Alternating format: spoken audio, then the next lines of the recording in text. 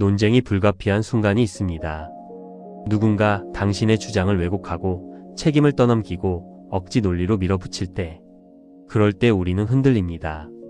목소리가 높아지고 말이 빨라지고 감정이 앞서면서 정작 중요한 논점을 놓쳐버립니다.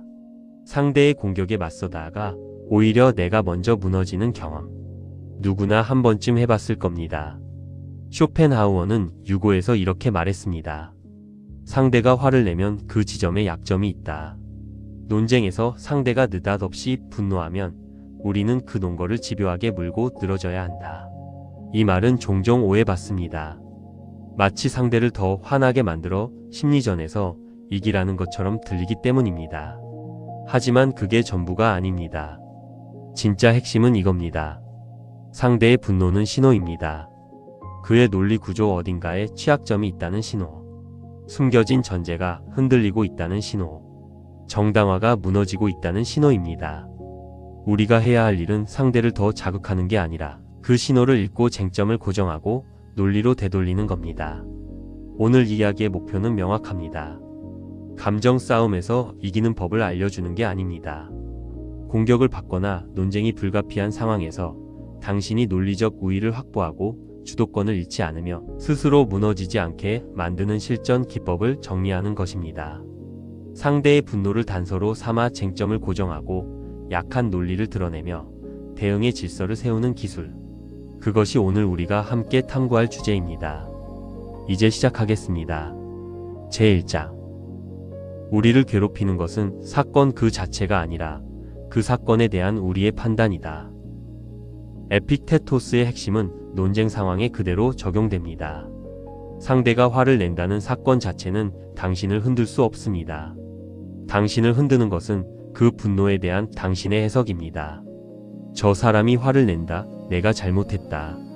또는 저 사람이 화를 낸다, 나도 화를 내야 한다는 판단이 당신을 무너뜨립니다. 여기서 중요한 실전 관점이 등장합니다. 상대의 분노는 종종 논리적 취약점이 건드려졌다는 신호일 수 있습니다. 상대가 감정적으로 반응한다는 것은 그의 주장 어딘가에 정당화가 어려운 지점이 있다는 뜻일 수 있습니다. 숨겨진 전제가 흔들리고 있거나 근거가 부족하거나 모순이 드러나려는 순간일 수 있습니다. 그러나 해야 할 일은 더 자극하기가 아닙니다. 상대를 더 화나게 만드는 것은 논쟁을 감정 싸움으로 바꿀 뿐입니다. 대신 우리가 해야 할 일은 논점을 고정하는 것입니다. 지금 우리가 논의하는 것은 정확히 무엇인지를 명확히 하고 상대의 주장 구조를 검증하며 회피를 막는 질문으로 대화를 되돌리는 것입니다. 현실 적용은 이렇습니다. 상대가 화를 낼 때 당신은 이렇게 말할 수 있습니다. 지금 감정적으로 들리는데 우리 잠시 멈추고 정확히 어떤 부분에서 의견이 다른지 확인하겠습니다. 이것은 공격이 아니라 대화의 재설정입니다. 자동차 엔진을 생각해 보세요. 엔진은 연료를 태워 힘을 만들어냅니다. 그 과정에서 엄청난 열이 발생합니다. 만약 냉각 시스템이 없다면 엔진은 과열되어 멈춰버립니다. 실린더가 뒤틀리고 오일이 타고 최악의 경우 엔진이 완전히 망가집니다. 논쟁도 마찬가지입니다. 논쟁은 생각과 생각의 충돌입니다. 그 과정에서 열이 발생합니다. 감정이라는 열. 상대의 분노는 엔진이 과열되고 있다는 신호입니다. 이때 우리가 할 일은 두 가지입니다. 첫째, 내 엔진 감정이 따라서 과열되지 않도록 냉각 시스템을 작동시키는 것.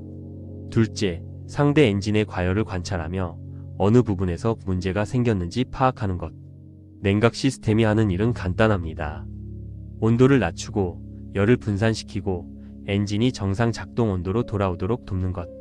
논쟁에서 냉각 시스템은 멈춤과 쟁점 고정입니다. 잠시만요. 우리 지금 정확히 무엇에 대해 이야기하고 있나요? 라고 질문을 하는 순간 대화의 온도를 낮춰줍니다. 당신의 주장의 근거가 무엇인지 먼저 확인하겠습니다. 라는 문장은 열을 분산시킵니다. 과열된 엔진에 더 많은 연료를 부으면 안 됩니다. 마찬가지로 과열된 논쟁에 더 많은 감정을 부으면 안 됩니다. 속도를 낮추고 쟁점을 하나로 좁히고 논리로 되돌려야 합니다. 이것이 논쟁의 냉각 시스템입니다. 제2장. 분노는 그 자체로 나쁜 것이 아니다. 문제는 적절한 시기에 적절한 대상에게 적절한 방식으로 화를 내는 것이다. 아리스토텔레스는 감정을 무조건 억누르라고 하지 않았습니다. 오히려 감정의 중용을 말했습니다. 분노도 마찬가지입니다. 정당한 분노는 필요합니다. 부당함을 보고도 아무 감정이 없다면 그것은 무감각입니다. 문제는 분노의 방향과 방식입니다. 논쟁에서 상대가 화를 낸다는 것은 그가 무언가를 방어하려 한다는 뜻입니다. 그런데 그 방어가 논리적 근거를 통해 이루어지지 않고 감정적 반응으로 나타날 때 우리는 신호를 읽을 수 있습니다. 상대의 분노는 그의 논리 구조 어딘가에 숨겨진 전제가 있다는 신호일 수 있습니다. 그는 말로 설명하지 못하지만 자신이 믿는 무언가가 흔들리고 있다고 느낍니다. 따라서 우리가 해야 할 일은 그 숨겨진 전제를 드러내는 것입니다. 당신의 주장은 이거를 전제로 하는 것 같은데 제가 맞게 이해한 건가요? 이런 질문은 상대를 공격하지 않으면서도 논의의 토대를 명확히 합니다. 상대가 그 전제를 인정하면 논의가 진전됩니다. 부정하면 그의 주장 자체가 재구성되어야 함을 드러냅니다. 상대가 화를 내며 당신은 이해를 못하는군요. 라고 말할 때 당신은 이렇게 답할 수 있습니다. 제가 이해하지 못한 부분이 있다면 설명해 주시면 감사하겠습니다. 구체적으로 어떤 부분에서 제 이해가 잘못되었나요? 이것은 대화를 설명과 검증의 영역으로 되돌립니다. 압력 밥솥은 밀폐된 공간에서 압력을 높여 빠르게 밥을 짓습니다. 하지만 압력이 너무 높아지면 위험합니다. 그래서 압력 밥솥에는 반드시 압력 밸브가 있습니다. 압력이 일정 수준을 넘으면 자동으로 증기를 배출합니다. 이 밸브가 없으면 밥솥이 폭발할 수 있습니다. 논쟁도 마찬가지입니다. 논쟁은 생각의 압력을 높이는 과정입니다. 서로 다른 주장이 부딪히면서 긴장이 쌓입니다. 이 압력이 적절히 유지되면 생산적인 대화가 가능합니다. 하지만 압력이 너무 높아지면, 즉 감정이 과열되면 논쟁은 폭발합니다. 상대의 분노는 압력 밸브가 작동하고 있다는 신호입니다. 그의 내부에서 압력이 임계점을 넘었다는 뜻입니다. 이때 우리가 해야 할 일은 즉시 뚜껑을 열려고 하는 게 아닙니다. 뜨거운 증기가 분출되어 화상을 입을 수 있습니다. 대신 압력을 천천히 안전하게 낮춰야 합니다. 어떻게 하면 좋을까요? 논점을 단순화하는 것입니다. 우리 지금 여러 이슈를 동시에 다루고 있는데 하나씩 정리하겠습니다. 먼저 이것에 대해서만 이야기하죠. 이것은 압력을 분산시킵니다. 또는 잠시 멈추는 것입니다. 이 부분은 조금 복잡한 것 같아요. 각자 정리해서 다시 이야기하는 게 어떨까요? 이렇게 이야기를 하는 순간 압력을 낮춰줍니다. 압력 밥솥의 지혜는 이것입니다. 압력은 필요하지만 통제되어야 한다. 논쟁도 마찬가지입니다. 긴장은 필요하지만 관리되어야 합니다. 제3장 분노는 짧은 광기다. 그것은 스스로를 통제하지 못하고 체면을 잃으며 이성을 잊고 진실을 구별하지 못한다. 세네카는 분노를 짧은 광기라고 불렀습니다. 왜냐하면 분노는 판단력을 흐리게 만들기 때문입니다. 화가 난 사람은 논리적으로 생각하지 못합니다. 그는 자신의 주장을 방어하려다가 오히려 모순된 말을 하거나 이전에 했던 주장과 반대되는 말을 하기도 합니다. 논쟁에서 이것은 중요한 실전 관점으로 이어집니다. 상대의 분노는 그의 논리적 일관성이 무너지고 있다는 신호일 수 있습니다.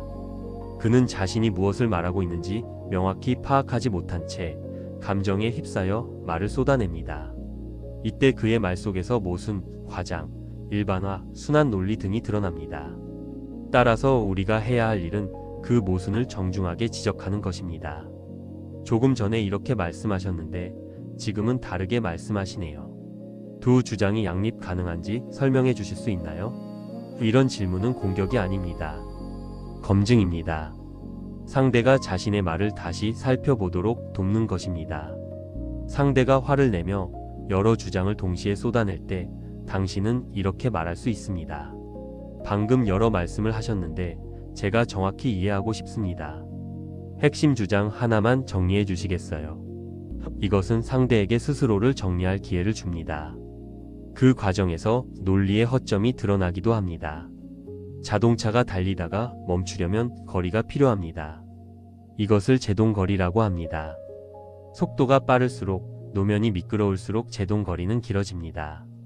시속 60km로 달리던 차가 급브레이크를 밟아도 약 20m는 더 가야 멈춥니다. 만약 앞차와의 거리가 10m밖에 안 된다면 사고가 납니다. 말도 마찬가지입니다. 말에도 제동거리가 있습니다. 감정이 고조된 상태에서는 말의 속도가 빨라집니다. 그런데 그 상태에서 급하게 멈추려고 하면 말이 꼬이고 모순이 생기고 나중에 후회할 말을 하게 됩니다. 나는 절대 그런 의도가 아니었다는 변명도 이미 늦습니다. 상대의 분노는 그의 말이 제동거리를 무시하고 있다는 신호입니다. 그는 너무 빠르게 말하고 생각 없이 반응하고 앞뒤 맥락을 고려하지 않습니다. 이때 우리가 해야 할 일은 대화의 속도를 늦추는 것입니다. 어떻게 하면 좋을까요? 시간을 요청하는 것입니다. 잠깐만요. 지금 말씀하신 부분을 제가 메모하고 싶습니다. 이 한마디는 대화의 속도를 강제로 늦춥니다. 또는 요약을 요청하는 것입니다. 지금까지 말씀하신 것을 제가 요약해 보겠습니다. 이렇게 말씀하셨고 이런 근거를 제시하셨습니다. 맞나요? 이것은 상대에게 자신의 말을 다시 듣게 만듭니다. 제동거리의 지혜는 이것입니다. 빠르게 가다가 갑자기 멈추면 사고가 난다. 천천히 속도를 줄여야 안전하게 멈춘다. 논쟁도 마찬가지입니다. 감정이 과열되면 속도를 줄여야 합니다. 그래야 논점을 놓치지 않습니다. 제4장 인간은 목적 그 자체로 대우받아야 하며 결코 수단으로만 취급되어서는 안 된다. 칸트의 이 원칙은 논쟁에서도 유효합니다. 상대를 이기고 싶은 대상, 굴복시켜야 할 적으로만 보는 순간 대화는 도구가 됩니다. 상대를 수단으로 취급하는 것입니다. 반대로 상대를 함께 진실에 도달하려는 대화 상대로 본다면 논쟁은 목적을 가진 활동이 됩니다. 이것은 실전에서 어떤 의미일까요? 상대의 분노는 그가 자신을 수단으로 취급당한다고 느낀다는 신호일 수 있습니다. 당신은 나를 설득하려는 게 아니라 그냥 이기려는 거잖아 라는 느낌. 이럴 때 논쟁은 권력 싸움이 됩니다. 따라서 우리가 해야 할 일은 대화의 규칙을 명확히 하는 것입니다. 우리 목표는 서로를 이기는 게 아니라 어느 주장이 더 근거가 있는지 확인하는 것입니다. 이런 선언은 대화의 목적을 재설정합니다. 또한 상대의 말을 정확히 듣고 있다는 것을 보여줘야 합니다. 당신 주장의 핵심은 이것이군요. 맞게 이해했나요? 이것은 상대를 인격적으로 존중하는 행위입니다. 상대가 화를 내며 당신은 이기려고만 하는군요. 라고 말할 때 당신은 이렇게 답할 수 있습니다. 제 의도가 그렇게 보였다면 죄송합니다. 저는 진짜로 이 문제에 대해 더 정확히 이해하고 싶습니다. 당신의 주장을 제대로 이해하고 싶으니 다시 설명해 주실 수 있나요? 라디오를 들을 때 주파수가 맞지 않으면 잡음이 들립니다. 씩씩거리는 노이즈. 이 상태에서는 방송 내용을 제대로 들을 수 없습니다. 우리가 해야 할 일은 정확한 주파수로 조정하는 것입니다.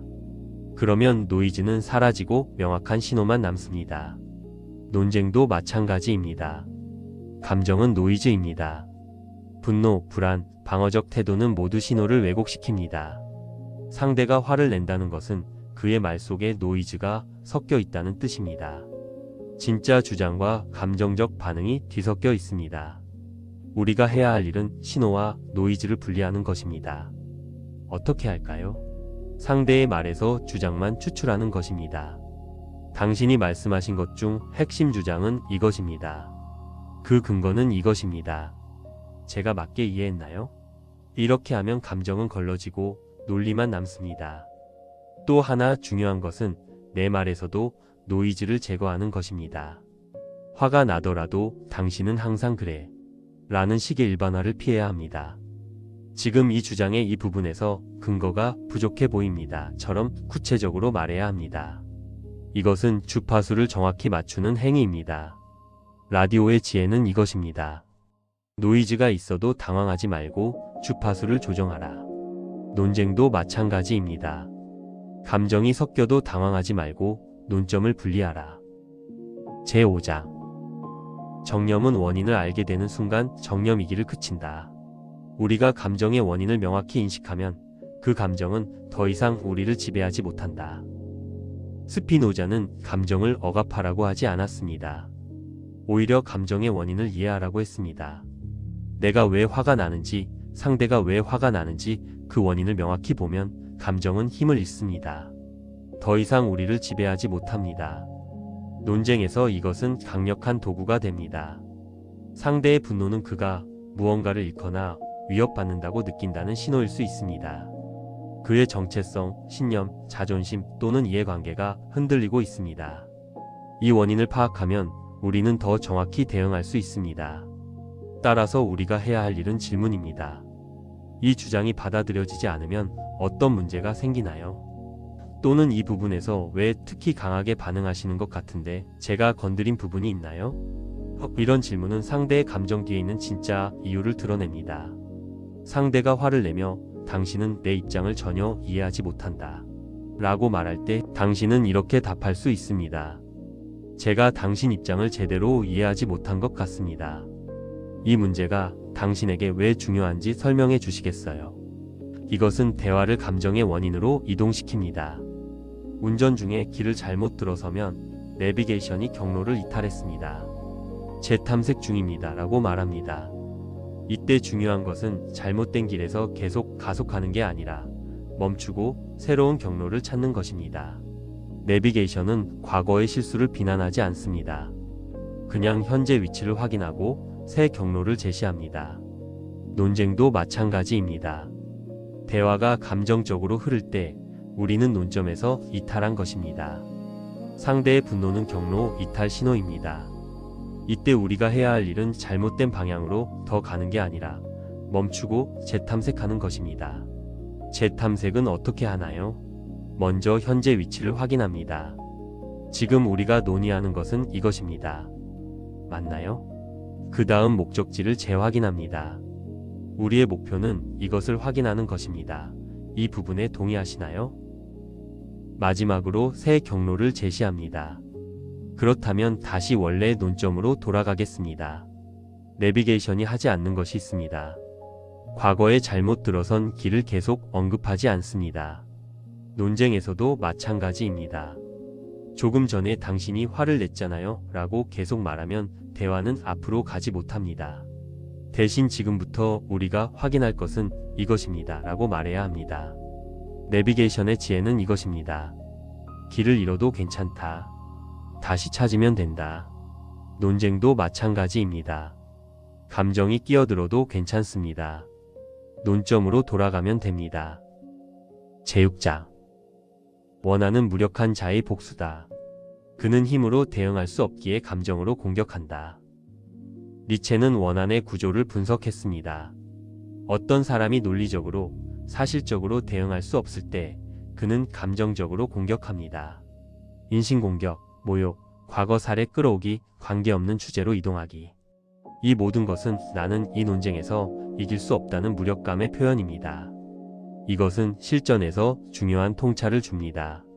상대의 분노가 논리적 반박이 아니라 감정적 공격으로 나타날 때 그것은 그의 논리 구조가 무너졌다는 신호일 수 있습니다.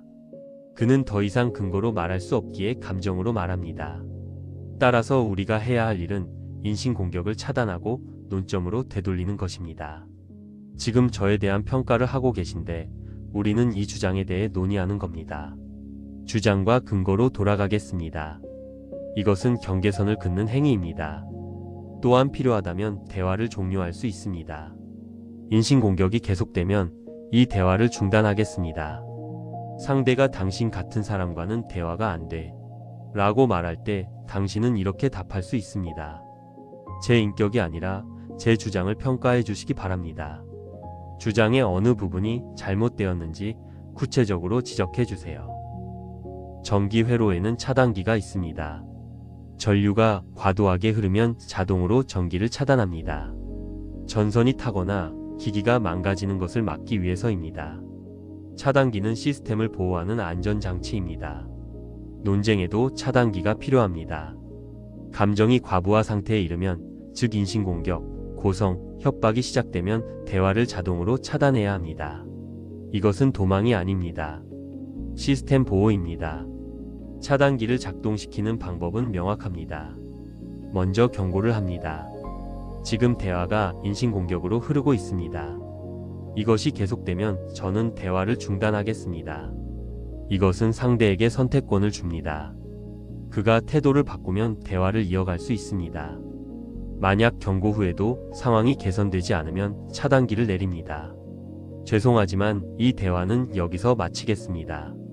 그리고 자리를 떠나거나 전화를 끊거나 이메일 답장을 멈춥니다. 이것은 당신의 권리입니다. 차단기는 언제 작동해야 할까요? 세 가지 신호가 있습니다. 첫째, 인신공격이 시작될 때. 둘째, 같은 말이 3회 이상 반복될 때. 셋째, 신체적 위협이나 협박이 있을 때. 차단기의 지혜는 이것입니다. 시스템을 보호하는 것이 우선이다. 논쟁도 마찬가지입니다. 당신의 존엄과 안전을 지키는 것이 어떤 논쟁보다 중요합니다. 제7장. 나는 무엇을 아는가? 우리는 자신의 판단을 끊임없이 의심하고 검토해야 한다. 몽테뉴는 회의주의자였습니다. 하지만 그의 회의는 허무주의가 아니었습니다. 오히려 겸손한 탐구였습니다. 내가 틀릴 수 있다는 가능성을 항상 열어두는 태도. 이것은 논쟁에서 강력한 무기가 됩니다. 왜냐하면 상대의 분노는 종종 자신의 주장이 절대적으로 옳다는 확신에서 나옵니다. 그는 의심을 허용하지 않습니다. 하지만 이 확신이 근거 없는 것일 때 흔들림이 시작되면 과잉 반응이 일어납니다. 분노는 확신의 균열을 감추려는 시도입니다. 따라서 우리가 해야 할 일은 정의를 요구하는 것입니다. 당신이 말하는 정당하다는 것은 어떤 기준으로 판단하시는 건가요? 또는 우리가 사용하는 이 단어의 의미를 먼저 명확히 하면 좋겠습니다. 이런 질문은 상대가 자신의 주장을 재검토하게 만듭니다. 동시에 우리도 우리 주장을 검토할 기회를 얻습니다. 상대가 이건 상식이잖아 라고 화를 낼 때 당신은 이렇게 답할 수 있습니다. 상식이라고 하셨는데 구체적으로 어떤 기준에서 그렇게 보시는지 설명해 주시겠어요? 제가 다른 관점을 가지고 있어서 이해하고 싶습니다. 온도를 측정할 때 우리는 온도계를 사용합니다. 덥다, 춥다는 주관적입니다. 사람마다 다르게 느낍니다. 하지만 27도다라고 하면 객관적입니다. 온도계는 감각을 수치로 바꿔줍니다. 논쟁에도 온도계가 필요합니다. 부당하다, 정당하다, 옳다, 그르다는 주관적입니다. 사람마다 다른 기준을 가지고 있습니다. 논쟁이 과열되는 이유 중 하나는 서로 다른 온도계를 사용하기 때문입니다. 온도계를 맞추는 방법은 정의를 요구하는 것입니다. 당신이 부당하다고 할 때 그 기준이 무엇인가요? 이 질문은 상대에게 자신의 온도계를 보여달라고 요청하는 것입니다. 그러면 두 가지 중 하나가 일어납니다. 첫째, 상대가 명확한 기준을 제시하고 우리는 그 기준의 타당성을 논의할 수 있습니다. 둘째, 상대가 기준을 제시하지 못하고 자신의 주장이 감정에 기반했음을 깨닫습니다. 온도계의 또 다른 기능은 변화를 추적하는 것입니다. 대화 초반에 상대가 사용한 기준과 중반에 사용한 기준이 다르다면 우리는 이렇게 물을 수 있습니다. 처음에는 이런 기준을 말씀하셨는데 지금은 다른 기준을 사용하시네요. 어떤 이유로 기준이 바뀐 건가요? 온도계의 지혜는 이것입니다. 측정 없이는 정확한 판단이 불가능하다. 논쟁도 마찬가지입니다. 정의 없이는 합의가 불가능합니다. 제8장. 폭력은 말이 실패했을 때 시작된다. 권력은 함께 행동하는 능력에서 나오지만 폭력은 도구에 의존한다. 아렌트는 권력과 폭력을 구분했습니다. 권력은 대화와 합의를 통해 형성됩니다. 반면 폭력은 대화가 불가능할 때 등장합니다. 논쟁에서 상대가 고함을 지르거나 협박하거나 물리적 제스처로 위협할 때 그것은 이미 말의 영역을 벗어난 것입니다. 이것은 실전에서 명확한 경계를 제시합니다. 상대의 분노가 언어적 폭력으로 전환될 때 그것은 논쟁이 종료되어야 한다는 신호입니다. 더 이상 논리의 영역이 아닙니다. 폭력의 영역입니다. 따라서 우리가 해야 할 일은 종결권을 행사하는 것입니다. 이 대화는 상호 존중을 전제로 합니다. 그 조건이 지켜지지 않으면 대화를 종료하겠습니다. 이것은 협박이 아니라 경계 설정입니다. 대화는 권리이지 의무가 아닙니다. 당신은 언제든 대화를 그만둘 수 있습니다. 상대가 책상을 치거나 고함을 지르며 당신이 책임져야 해 라고 말할 때 당신은 이렇게 답할 수 있습니다. 지금 대화 방식이 위협적으로 느껴집니다. 차분하게 말씀해 주시거나 나중에 다시 이야기하겠습니다. 그리고 필요하다면 자리를 떠납니다. 집에는 문턱이 있습니다. 현관문 앞에 문턱. 이것은 단순한 장식이 아닙니다. 문턱은 안과 밖을 구분합니다. 신발을 벗고 들어오는 공간과 신발을 신고 있는 공간을 나눕니다. 문턱은 경계입니다. 논쟁에도 문턱이 필요합니다. 허용되는 대화 방식과 허용되지 않는 대화 방식을 나누는 경계. 상대의 분노가 문턱을 넘을 때, 즉 인신공격, 고성, 협박으로 전환될 때 우리는 그것을 명확히 지적해야 합니다. 문턱을 설정하는 방법은 사전선언입니다. 대화 초반에 이렇게 말합니다. 우리 이 대화를 생산적으로 만들기 위해 몇 가지 규칙을 정하면 좋겠습니다. 서로를 인격적으로 존중하고 주장에 대해서만 논의하고 고성을 피하는 것. 이것에 동의하시나요? 이것은 문턱을 미리 표시하는 행위입니다. 만약 상대가 문턱을 넘으면 즉시 지적합니다. 지금 말씀하신 것은 우리가 정한 규칙을 벗어났습니다. 그리고 한 번 더 기회를 줍니다. 다시 규칙으로 돌아가 주시겠어요? 만약 두 번째 위반이 일어나면 대화를 종료합니다. 문턱의 지혜는 이것입니다. 경계가 없으면 질서가 없다. 논쟁도 마찬가지입니다. 규칙이 없으면 논쟁은 싸움이 됩니다. 제9장. 불안은 자유의 현기증이다. 선택의 가능성 앞에서 우리는 불안을 느낀다. 키르케고르는 불안의 구조를 분석했습니다. 불안은 무언가를 선택해야 하는데 그 결과를 알 수 없을 때 느끼는 감정입니다. 논쟁에서도 비슷한 일이 일어납니다. 상대가 자신의 주장을 방어하다가 그 주장이 틀릴 가능성을 마주할 때 불안이 찾아옵니다.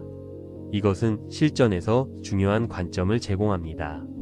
상대의 분노는 종종 불안의 표현입니다. 그는 내가 틀렸다면 어떡하지? 라는 두려움을 느낍니다. 그 두려움이 분노로 전환됩니다. 왜냐하면 분노는 불안보다 견디기 쉬운 감정이기 때문입니다. 따라서 우리가 해야 할 일은 안전한 공간을 제공하는 것입니다. 우리 모두 틀릴 수 있습니다. 중요한 것은 함께 더 나은 답을 찾는 것입니다. 이런 말은 상대의 불안을 낮춥니다. 틀렸다고 해서 인격이 부정되는 게 아니라는 것을 보여줍니다. 또한 당신 주장의 이 부분은 설득력이 있습니다.처럼 부분적 인정도 도움이 됩니다. 상대가 화를 내며 난 절대 틀리지 않았어 라고 말할 때 당신은 이렇게 답할 수 있습니다. 저도 제 주장이 틀릴 가능성을 열어두고 있습니다. 우리 함께 검토해보면 어떨까요? 어느 쪽이 맞든 더 정확한 결론에 도달하는 게 중요하니까요. 멀티탭에는 정해진 용량이 있습니다. 예를 들어 1500W. 이 용량을 넘어서 기기를 꽂으면 과부하가 걸립니다. 멀티탭이 타거나 차단기가 내려가거나 최악의 경우 화재가 발생합니다. 해결책은 두 가지입니다. 덜 중요한 기기를 빼거나 여러 멀티탭을 사용하는 것. 논쟁도 마찬가지입니다. 우리의 대화 용량에는 한계가 있습니다. 한 번에 다룰 수 있는 논점의 수, 처리할 수 있는 정보의 양, 견딜 수 있는 감정의 강도. 이 용량을 넘어서면 과부하가 걸립니다. 상대의 분노는 과부하 신호일 수 있습니다. 과부하를 해결하는 방법은 우선순위를 정하는 것입니다. 지금 여러 이슈를 동시에 다루고 있는데 가장 중요한 것 하나만 먼저 확인하겠습니다. 이것은 용량을 분산시킵니다. 또는 시간을 나누는 것입니다.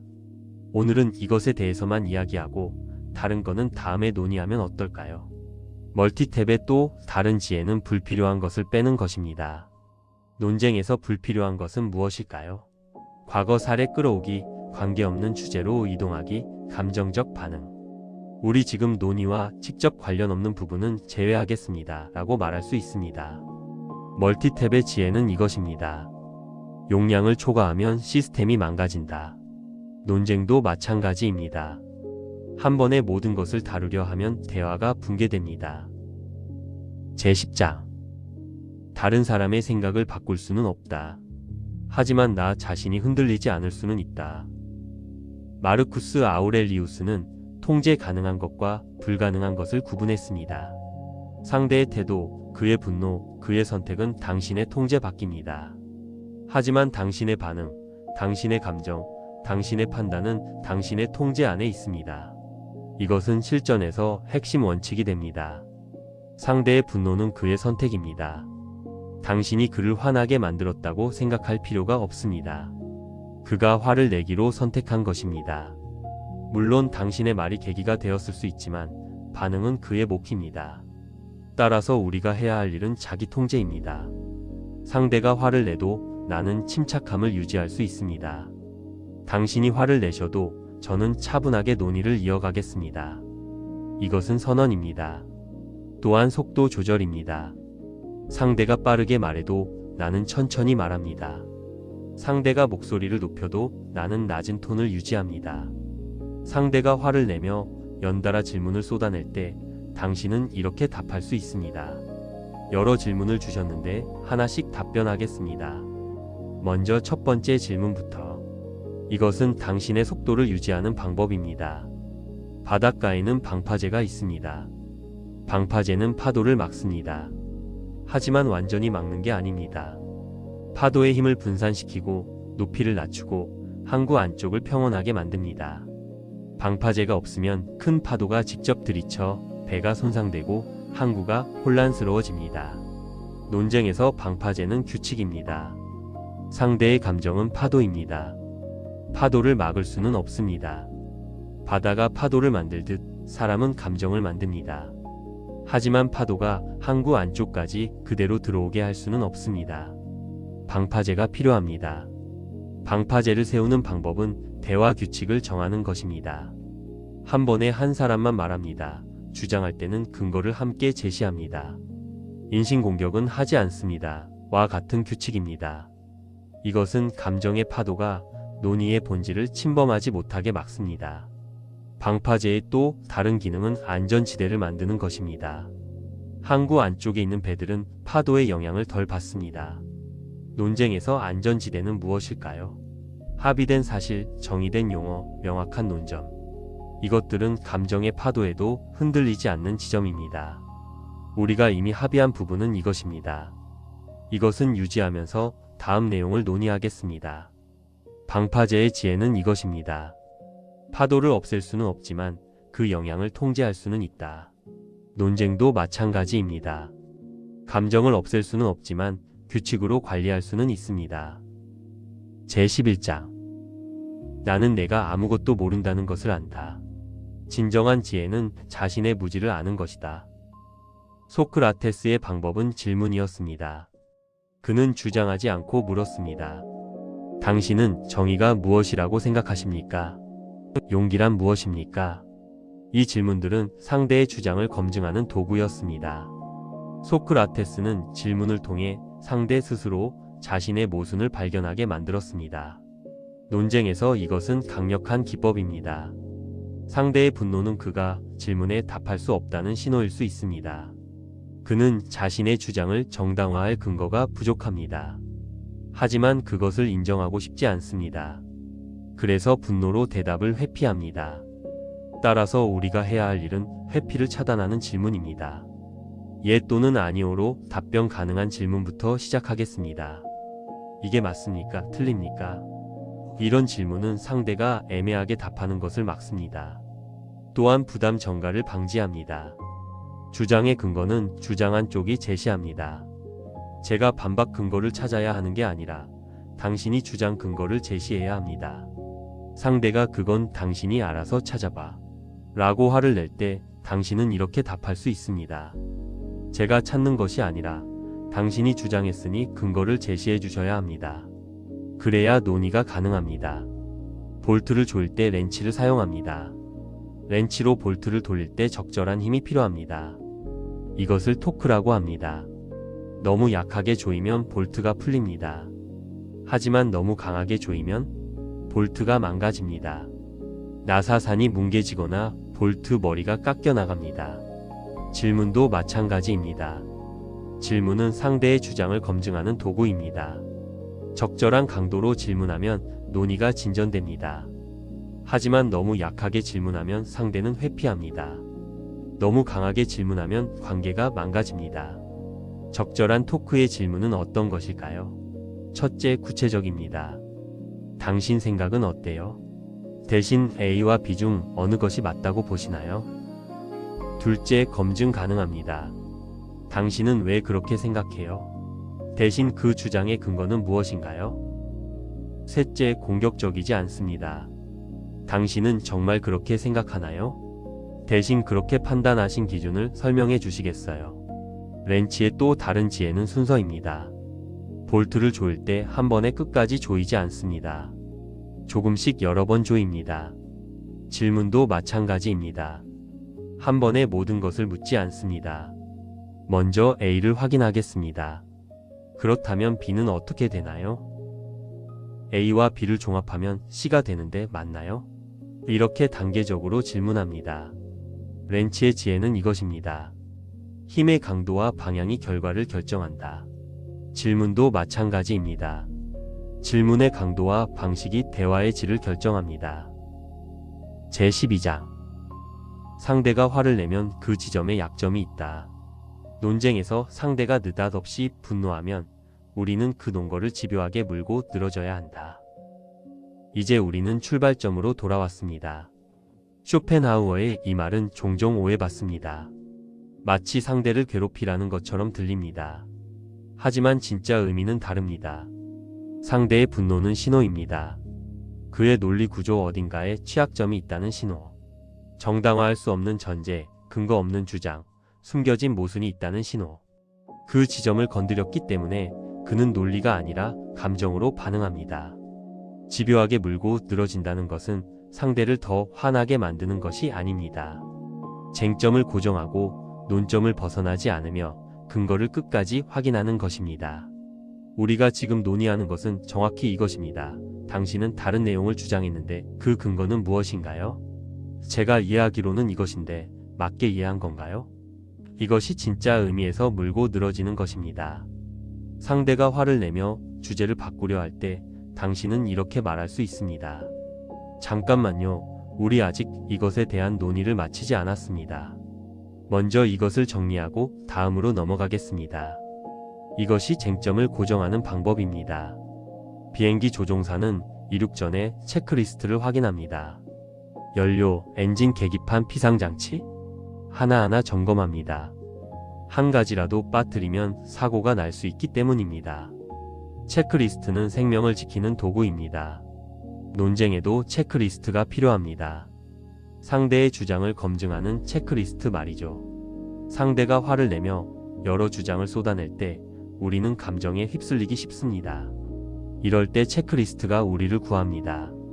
체크리스트는 이렇게 만들 수 있습니다. 주장이 명확한가? 근거가 제시되었는가? 근거가 주장을 뒷받침하는가? 판례가 있는가? 전제가 드러났는가? 상대가 화를 낼 때 우리는 이 체크리스트를 따릅니다. 당신의 주장을 정리하면 이것입니다. 맞나요? A의 근거는 무엇인가요? B라는 근거가 어떻게 A를 뒷받침하나요? 이런 식으로 하나씩 점검합니다. 체크리스트의 강점은 감정적 개입을 차단한다는 것입니다. 조종사는 날씨가 나빠도 체크리스트를 따릅니다. 우리도 상대가 화를 내도 체크리스트를 따릅니다. 이것은 기계적이지만 그래서 신뢰할 수 있습니다. 체크리스트의 지혜는 이것입니다.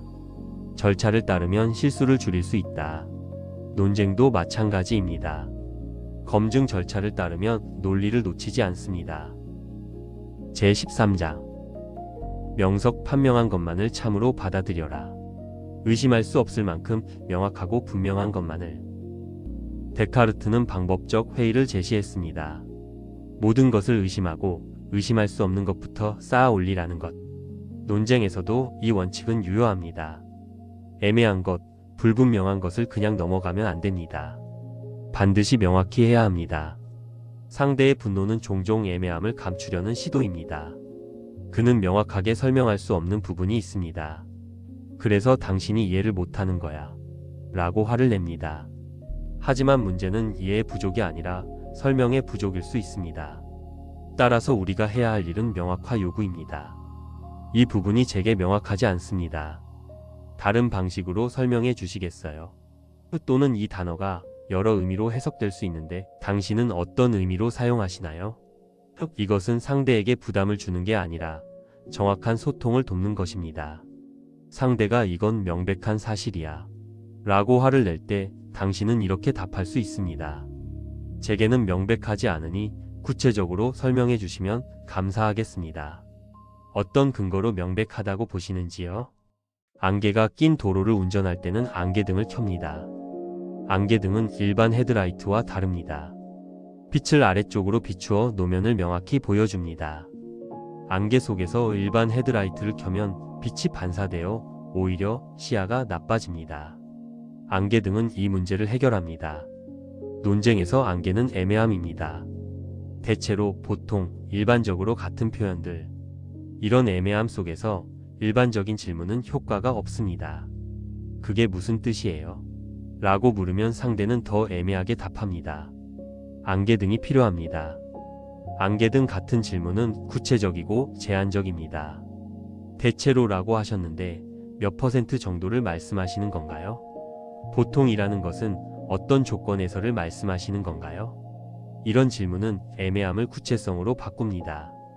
안개등의 또 다른 기능은 자신의 위치를 알려주는 것입니다. 안개 속에서 다른 차들이 내 차를 볼 수 있게 합니다. 논쟁에서도 마찬가지입니다.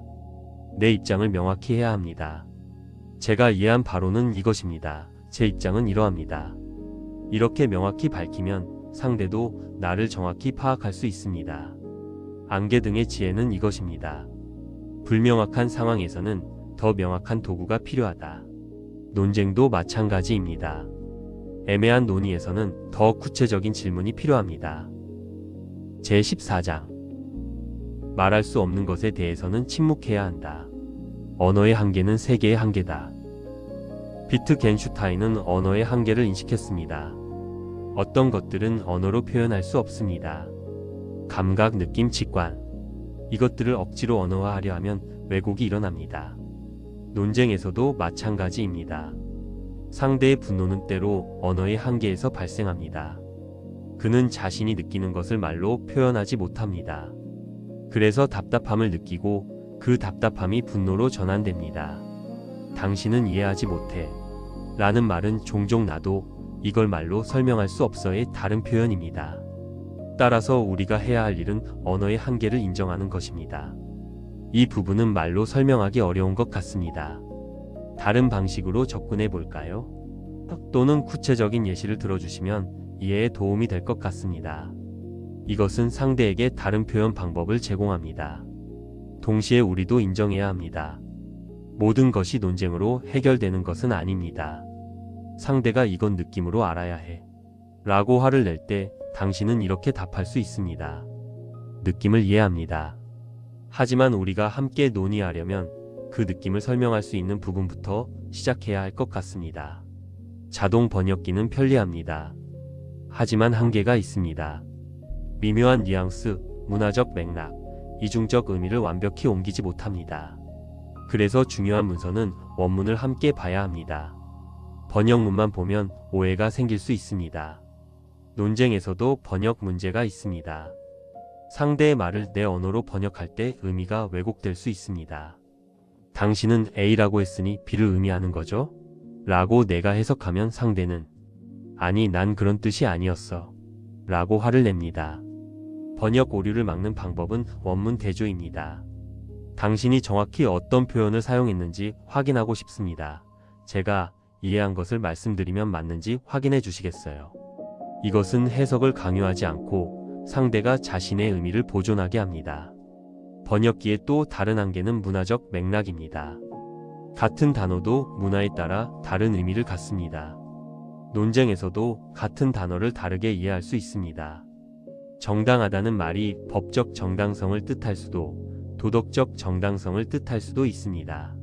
당신이 정당하다고 할 때 어떤 기준의 정당성인가요? 라고 물어야 합니다. 번역기의 지혜는 이것입니다. 완벽한 번역은 불가능하다. 하지만 원문을 존중하고 확인하면 오해를 줄일 수 있다. 논쟁도 마찬가지입니다. 완벽한 이해는 불가능하지만 확인하고 명확히 하면 소통을 개선할 수 있습니다. 논쟁에서 진짜 강점은 상대를 흥분시키는 능력이 아닙니다. 쟁점을 놓치지 않고 규칙을 세우고 검증을 끝까지 가져가는 능력입니다. 상대의 분노는 신호입니다. 그 신호를 읽되 감정 싸움에 빠지지 않는 것. 이것이 오늘 우리가 탐구한 핵심입니다. 오늘 내용을 3가지 원칙으로 요약하면 이렇습니다. 첫째, 쟁점 고정. 논의가 흐트러질 때마다 우리가 지금 논의하는 것은 정확히 무엇인가? 로 돌아가는 것. 둘째, 감정과 논점 분리. 상대의 분노에서 감정은 걸러내고 주장만 추출하는 것. 셋째, 근거 검증. 주장이 제시되면 반드시 근거를 확인하고 그 근거가 주장을 뒷받침하는지 점검하는 것. 이 3가지를 실천하면 당신은 논쟁에서 무너지지 않습니다. 상대가 화를 내도 목소리를 높여도 당신은 침착함을 유지할 수 있습니다. 그것은 냉정함이 아니라 규율입니다. 논리적 규율. 이것이 논쟁에서 주도권을 지키는 방법입니다. 논쟁은 피할 수 없을 때가 있습니다. 하지만 논쟁에서 당신이 어떻게 반응할지는 선택할 수 있습니다. 오늘 배운 기술들을 기억하세요. 그리고 필요할 때 사용하세요. 당신은 이제 논쟁의 온도를 조절할 수 있는 도구를 가지고 있습니다. 마지막으로 연습을 해보겠습니다. 상황별 3단계 대응 루틴입니다. 1단계. 멈춤과 인식. 상대의 분노를 감지하면 즉시 말을 멈춥니다. 깊게 숨을 쉬고 내 감정 상태를 점검합니다. 지금 대화가 과열되고 있다는 것을 인식합니다. 2단계. 쟁점 고정. 잠깐만요. 우리가 지금 논의하는 것을 정리하겠습니다. 논점을 한 문장으로 요약합니다. 지금 우리는 A에 대해 이야기하는 거죠? 상대의 동의를 구합니다. 3단계. 검증 질문. 당신이 말하는 A는 정확히 무엇을 의미하나요? 그 주장의 근거는 무엇인가요? 그 말은 B를 전제로 하는 것 같은데 맞나요? 인신공격이 계속되면 대화를 종료하겠습니다. 불가피한 언쟁이 생긴다면 당황하지 말고 앞으로는 대응하시면 됩니다. 오늘도 단단하게 하루를 살아내는 당신을 응원합니다. 그럼 잠시 편안한 음악을 들으며 오늘 이야기 나눈 내용에 대해 생각해 보도록 하겠습니다. 소나무 철학이었습니다. 감사합니다.